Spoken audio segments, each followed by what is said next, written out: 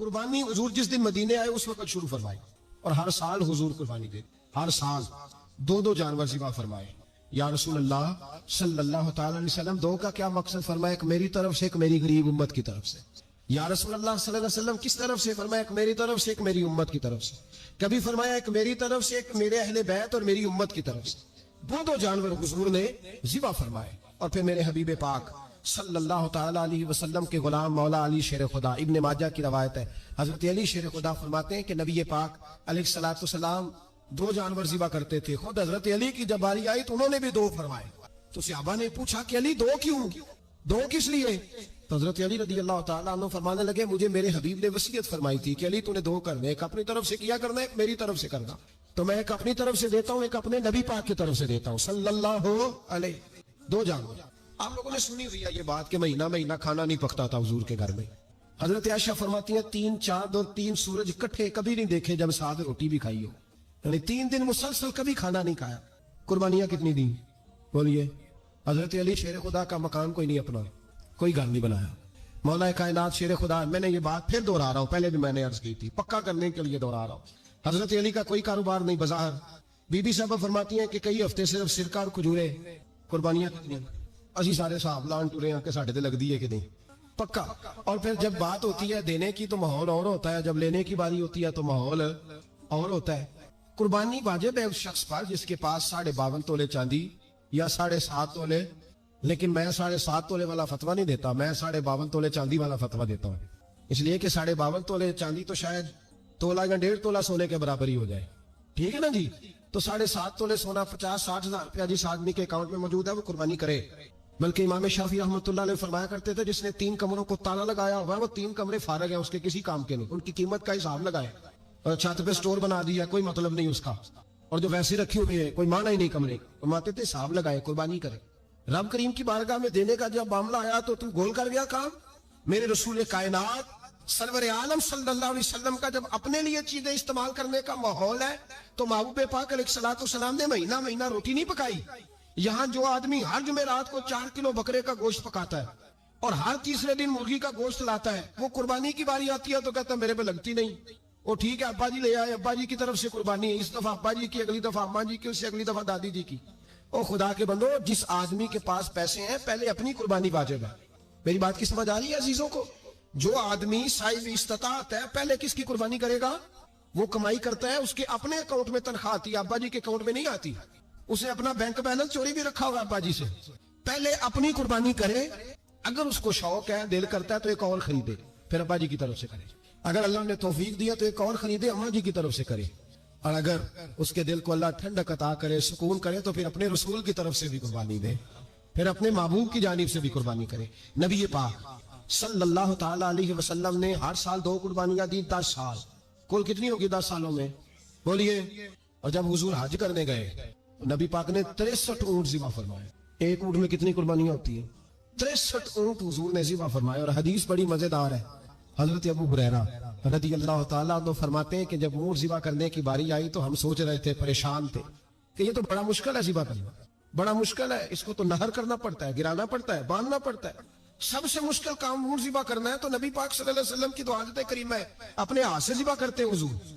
وہ ہمارا اللہ خیر کرے، اب اللہ ہی حافظ ہے، ذبح کرنا تو دور کی بات ہے۔ ہمارا جو BA پاس لڑکا ہے نا، اس کو ڈر آتا ہے جانور کے پاس کھڑے ہوتے ہوئے، کہتے ہیں بچوں کو اندر لے جاؤ، 10 سال کا 12 سال کا اندر لے جاؤ، ذبح کرنا روئے گا۔ اب بس کرو یار، یہ کس قوم سے تمہارا تعلق پڑ گیا ہے؟ ہمارے تو 12 اور 14 سال کے معوذ اور معاذ ابو جہل کی گردن کاٹ کے رکھ دیا کرتے تھے، اور تو بچہ بکرا ذبح کرنے سے ڈرا رہا ہے؟ اس کو کھڑا کر لا کے، قربانی تو جہاد کی ٹریننگ ہے، وہ کھڑا کر، اس کو کہا بیٹا یہاں کھڑا ہو، اللہ کے رستے میں بکرے کی گردن کاٹنی ہے۔ اگر کوئی شخص خدا رسول کے دین کی مخالفت کرے، کفر کا جھنڈا اٹھائے، تو اس کی گردن بھی کاٹنی ہے۔ یہ ٹریننگ ہے بچوں کے لیے۔ یہاں عجیب ماحول ہے، ڈر لگ رہا ہے، پیچھے ہٹ جاؤ۔ اور جس صاحب کی قربانی ہے وہ بھی کوئی 1.5 کلومیٹر کے فاصلے پہ کھڑے ہیں، دور کھڑے ہو کے دیکھ رہے ہیں۔ نفیس ہی بڑے ہیں جناب، لطیف ہی بڑے ہیں، کپڑوں کو کوئی قطرہ خون کا لگ گیا تو بڑی مصیبت بن جائے گی۔ اور امیر آدمی، اس کا تو گھر کسائی نے خود فون کیا ہے کہ صاحب سب سے پہلے میں آپ کے گھر آؤں گا، اس کو پتہ ہے کہ منہ مانگی قیمت ملے گی۔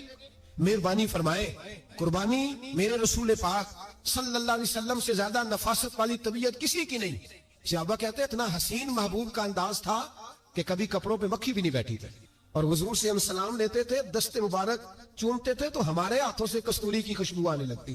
اور فرماتے ہیں نبی پاک کا ہاتھ یوں ہوتا تھا کہ برف بھی اتنی ٹھنڈی نہیں جتنا پیارا حضور کا ہاتھ ٹھنڈا ہوتا تھا. پھر بھی حضور دست مبارک میں خنجر پکڑتے, جانور کو لٹاتے اور اپنی تامت کو سمیٹتے اور اللہ کے حبیب گھٹنا رکھتے اس کی گردن پر اور بسم اللہ اللہ اکبر کہہ کے ذبح فرماتے. حضور خود دست مبارک سے, تو اتنا زیادہ نازک مزاج ہو گیا ہے کہ اب یہ والی سنت ادا کرنا مشکل ہو گیا تیرے لیے. 63 اونٹ ہے. اور صحابہ کرام علیہم رضوان فرماتے ہیں کہ حال یہ ہے ہم سوچ رہے ہیں کیسے ذبح کریں گے, کیا کریں گے, کیسے گرائیں گے. اور نبی پاک صلی اللہ علیہ وسلم کہتے ہیں ہم ابھی سوچ میں ہی تھے کہ حضور نے چھری پکڑی. خنجر جب حضور نے اٹھایا تو فرماتے ہیں اونٹ دوڑتا ہوا آیا اور نبی پاک کے سامنے آ کے لیٹ گیا. فرماتے ہیں اللہ کے رسول نے بسم اللہ اللہ اکبر کہہ کے ذبح کیا, اس نے ٹانگ بھی کوئی نہیں ہلائی, پیر بھی کوئی نہیں ہلایا. وہ کسی شاعر نے بڑی عجیب بات کہی تھی, اس نے کہا پھنسی جو دام میں بلبل تو لگی یوں کہنے کرے گا قتل کیا تو نے جب اسیر مجھے, کباب شمع کے شعلے پہ کیجیو سے یاد شکل گل نظر آئے دم اخیر مجھے. وہ کہتے ہیں بلبل کو شکاری, صیاد شکاری نے پکڑ لیا بلبل کو, تو صیاد سے بلبل کہنے لگی تو نے پکڑا ہے تو قتل تو کرے گا ہی نا, کھائے گا تو صحیح, ایک میری منت ہے. شکاری کہنے لگا وہ کیا, تو بلبل کہنے لگی جب تو مجھے ذبح کرے نا اور پکائے تو مجھے پھول سے بڑی محبت ہے. اس طرح کرنا, کوئلے اتنے زیادہ دہکانا, اس قدر زیادہ آگ جلانا کہ ان کی شکل گلاب کے پھول کی طرح سرخ ہو جائے. تو جب تو مجھے ان پر جلائے گا تو مجھے تکلیف نہیں ہوگی, اس لیے کہ محبوب کا چہرہ جو سامنے آ جائے گا مجھے تکلیف نہیں ہوگی. پھنسی جو دام میں بلبل تو لگی یوں کہنے کرے گا قتل کیا تو نے جب اسیر مجھے, کباب شمع کے شعلے پہ کیجیو سیاد او شکل گل نظر آئے دم اخیر مجھے. اعلیٰ حضرت بریلوی علیہ رحمہ فرمایا کرتے تھے, فرماتے تھے بڑی تکلیف ہوگی جب جان نکلے گی. روایتوں میں آتا ہے جس طرح باریک دوپٹہ جھاڑیوں پہ ڈالا جائے کھینچا جائے تو پھٹ جاتا ہے, یوں تکلیف ہوگی. اور فرمانے لگے رسول اللہ کے غلام کو کوئی تکلیف نہیں ہوگی. حضور کیوں فرمایا, اس لیے کہ جب جان نکلنے لگے گی تو سامنے جلوہ فتوحات آ جائے گا. حضور کے جلوے ہوتے رہیں گے تو پتہ ہی نہیں چلے گا جان کیسے نکل گئی. پھنسی جو دام میں بلبل. تو صحابہ فرماتے ہیں کہ اونٹ دوڑتا ہوا آیا, حضور کے سامنے آ کے لیٹا, نبی پاک نے ذبح فرمایا اور فرماتے ہاتھ دھو گئی. حضور نے توجہ فرمائی تو دوسرا دوڑتا ہوا آ گیا, تیسرا آ گیا. حضرت ابو ہریرہ فرمایا کرتے اونٹ ایک دوسرے کو دھکے دیتے تھے, پیچھے ہٹ جا, پہلے میں نے جانا ہے, پہلے میں نے جانا ہے. 63 اونٹ وادی منا میں حج کے موقع پر میرے رسول پاک نے دست مبارک سے ذبح فرمائے. ہر قربانی حضور نے اپنے ہاتھوں سے فرمائی. قربانی واجبات دین میں سے, ضروریات دین میں سے, اور کوئی اتنا لمبا چوڑا مسئلہ نہیں. بہت ساری چیزوں کو خود بخود مشکل کر لیتے ہیں. ٹی وی پہ خبر آتی ہے فیصل آباد کے 2 بیل ہیں, بولو اور ڈولو, پتہ نہیں کتنے من ان کا وزن ہے. ان سے پوچھا جا رہا ہے کہ بولو ڈولو کھاتے کیا ہے, تو کہتے ہیں بادام کھاتے ہیں, مکھن کھاتے ہیں. یہ جناب پتہ نہیں ان کو دودھ کتنے کلو روز پیتے ہیں, اور بولو ڈولو بیچارے سے خود نہیں چلا جا رہا. لگ ایسے رہے جیسے وہ خود کہہ رہے ہیں مہربانی کرو ہمیں ذبح کر لو, اب تو اٹھا بیٹھا بھی نہیں جا رہا. او خدا کے بندو, دین کی اصل حقیقت کو سمجھو. یہ تو حضور نے فرمایا خوبصورت جانور لاؤ, یہ کس حدیث میں آیا ہے کہ اسے بادام کھلاؤ؟ آج لوگ انسانوں کو روٹی نہیں مل رہی اور جانوروں کو بادام کھلا رہے ہو. اس کے حصے میں جو اللہ نے شے رکھی ہے نا وہ چارہ ہے, اس کو چارہ کھلاؤ اور اچھے طریقے سے پیٹ بھر کے کھلاؤ. جانور کو پیٹ بھر کے چارہ کھلایا جائے تو جتنی اس کی طبیعت ہوتی ہے اس حساب سے وہ صحت مند ہو جاتا ہے. باقی یہ تو آپ کسی شخص کو اتنا کھلا دیں کہ اس کا پیٹ اتنا بڑا ہو جائے, پھول جائے, تو وہ بیچارہ تکلیف میں آئے گا کہ نہیں آئے گا؟ یہ کس قسم کا ماحول ہے؟ ایک بکرا بکا لاہور میں اور سیٹھوں نے شرطیں لگائی ہوئی ہیں, میں 5 لاکھ کا لایا ہوں تو میں 9 لاکھ کا. یہ کیا چکر ہوا؟ اور اتنا کھلایا جی اس کو فلاں چیز. یہ کس نے کہا ہے کھلانے کا؟ بادام کھانا کس حدیث میں آیا؟ کس صحابی نے اپنے بکرے کو بادام کھلایا؟ کس نے مکھن کھلایا؟ کس نے پیڑے کھلائے؟ بس کرو, عجیب تماشا لگ گیا. اور یہاں تو اتنی بری حالت ہو گئی ہے کہ عورتیں ناچنے لگی ہیں قربانی کے جانوروں کے آگے, بیویاں بیچنے لگی ہیں. اللہ کے غضب کو آواز نہ دو. یہ قربانی ہے کہ ہر چیز کا, مذہب کی ہر شے کا مذاق بنا دیا. جس دین نے عورت کی اپنی قربانی بھی ہو تو اس کو ذبح کرنے کی اجازت نہیں دی, مرد ذبح کرے گا. جو دین کہتا ہے کہ عورت ذبح نہیں کرے گی وہ عورت بیچ سکتی ہے اللہ کے جانور. یا جس کا میں نے رمضان میں بھی کہا تھا, پھر بات دہراتا ہوں, سارا سال ناچتے گاتے ہیں اور عید کا موقع آتا ہے تو 2-4 مولوی بٹھا کے وہ دین سکھانا شروع کر دیتے ہیں. کوئی پتہ ہی نہیں, کوئی خبر ہی نہیں. جس بوتل میں کل تک شراب بک رہی تھی اسی میں دودھ پلاؤ گے, جس برتن میں کل تک پیشاب تھا اس میں آج لوگوں کو شہد پلاؤ گے. بس کرو, یہ مذاق نہیں, یہ رسول اللہ کا دین ہے. نبی پاک سید عالم صلی اللہ تعالی علیہ وآلہ وسلم نے کوئی ذمہ عورت کے کوئی چیز نہیں لگائی ایسی جس میں اسے مردوں کے ساتھ شامل ہونا پڑے. اور عورت سمجھ نہیں رہی کہ یہ اس کی تذلیل ہے، عزت نہیں. صابن بک رہا ہے تو ساتھ بیوی کھڑی ہے، شیمپو بک رہا ہے تو عورت اس کی جو ہے وہ ایڈ دے رہی ہے. یہ عزت ہے عورت کی؟ رسوا کر دیا تم نے. ہر شے میں عورت. اب قربانی کا جانور بھی بیوی بیچے گی؟ غیرت کہاں گئی اس قوم کی؟ میرے رسول پاک سرور دو عالم صلی اللہ تعالی علیہ وسلم کو کسی نے آ کے کہا فلاں قبیلے کے لوگوں نے عورت کو سربراہ بنایا ہے، عورت کو آگے لگا لیا. فرمایا تباہ ہو گئے وہ لوگ، انہوں نے عورتوں کو اپنے آگے پیشوا بنا لیا. جس رب نے عورت کو نبوت نہیں دی، امامت کرنے کا حق نہیں دیا، کس چکر میں لوگ پڑ گئے؟ 5 لاکھ کا جانور کس لیے لائے ہو؟ 5 لاکھ کا تفاخر کے لیے، دکھانے کے لیے؟ تو اگر 50,000 کا 60,000 کا بھی جانور لاتا تو اچھا آ جاتا. اور 50,000 کا جانور لائے تو 5 لاکھ میں کتنے آتے ہیں بولے؟ تو 10 جانور ذبح ہوں گے تو کتنے غریبوں تک گوشت جائے گا؟ کتنے گھروں کا بھلا ہوگا؟ ہر چیز کا چکر الٹا کر دیا گیا ہے. اور یہ صرف حج کے لیے ہوتی تو میرے رسول پاک ہر سال قربانی نہ کرتا. اور میرے نبی پاک قربانی دینے کا حکم. ایک اور بات بڑی لوگ پوچھنے لگے، کہتے جی گائے کی ہوتی ہے، بھینس کی بھی ہوتی ہے کہ نہیں؟ چلو جی اب نئی بات ایک بھائی، حدیث پاک میں لفظ آیا اونٹ کا. نبی پاک نے فرمایا بکرا 1 سال کا، گائے 2 سال کی، اونٹ 5 سال کا. حدیث میں لفظ آ گیا اونٹ کا. آپ کو بندہ کہے پہلے بتائیں نارکا کے مادہ کا، تو میں کدھر سے آپ کو حدیث نکال کے دوں جس میں نر بھی اور مادہ علیحدہ علیحدہ ہو؟ حدیث پاک میں ذکر آ گیا دمبے کا، مینڈے کا. اب باقی جو سارے جانور ہیں نا، آپ غور فرمائیں، باقی ایک بکرا ہے، ایک چترا ہے، ایک دمبا ہے، ایک دیسی بکرا ہے، ایک پہاڑی بکرا ہے، تو علیحدہ علیحدہ لفظ کہاں سے نکال کے دیے گئے؟ یہ ساری انواع ہے، اقسام ہے، نوع ہے. اسی طرح بھینس بھی گائے کی ایک قسم ہے. امام اعظم ابو حنیفہ فرماتے ہیں نوع منہ، یہ اس کی ایک قسم ہے، نوع میں سے ہے، گائے کی نوع میں سے. آپ عام لفظ بولتے ہیں تو کہتے ہیں بکرا چترا گائے بھینس، عام لفظ ہے نا. تو جب گائے کہہ دیا تو اب کو بندہ کہے گائے آیا تو پہلے بتائیں گائے تو ہے تو اس میں بیل شامل ہے کہ نہیں؟ تو گائے کی جتنی قسمیں ہیں نا، ہمارے محدثین بھینس کو گائے میں شامل کر دیں. بھینس گائے کی ایک قسم ہے.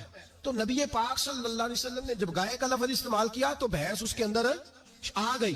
تو اگر گائے کی قربانی جائز ہے تو بھینس کی قربانی بھی جائز ہے. اگر بیل کی قربانی جائز ہے تو کٹے کی قربانی بھی 100% جائز ہے. اس کے اندر 7 حصے ڈالے جائیں گے، اسے قربان کیا جائے گا، یہ جائز ہے.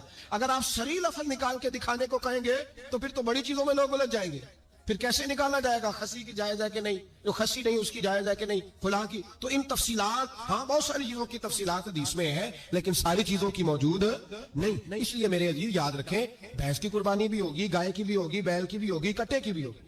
جن کی نہیں ان کی نہیں. ہم نے کبھی کہا ہرن کی قربانی بھی ہوگی یا مرغی کی قربانی بھی ہوگی. تو حدیث مبارکہ کے اندر جو چیزیں موجود ہیں ان کی جتنی اقسام ہیں ان سب کی قربانی کرنا جائز ہے. اور میرے نبی پاک صلی اللہ علیہ وسلم نے فرمایا جانور خوبصورت ہو، لنگڑا نہ ہو، کانا نہ ہو، زخمی نہ ہو، خوبصورت جانور لاؤ، اس کو لا کے ذبح کرو. لوگ کہتے ہیں چلو اتنے پیسے اللہ کے راستے میں دے دیں، تو یہ کافی نہیں کافی.